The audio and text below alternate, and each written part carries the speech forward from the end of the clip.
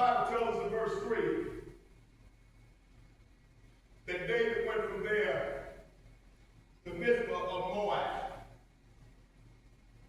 And he asked the king, he said, please watch over my mother and my father. He didn't want Saul to kill his mother and his father. He says, King, I want you to watch over my parents.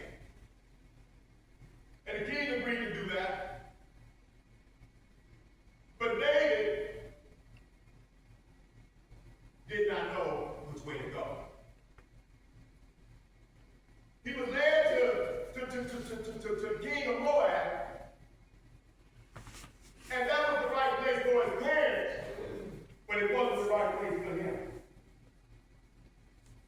The Bible says that David said in verse 3, David went there from there to Mizpah of Moab, and he said to the king, please my mother and father, come here with me, watch this, till I know what God will do for me. It's right there in the text in verse 3. He says, keep them till I know what God will do for me. In other words, let me translate, until I spend some time in prayer and hear from God.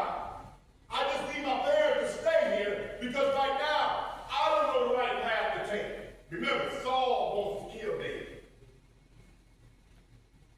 And so, he took his parents there, but verse 5 says, and I'll wrap it up, that a prophet came, Gad.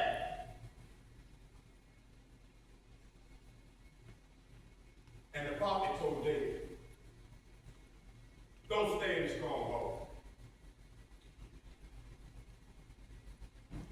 David didn't know which way to go, but the prophet, God's messenger said, don't stay in this place, this stronghold. This is still the stronghold of Saul. He said,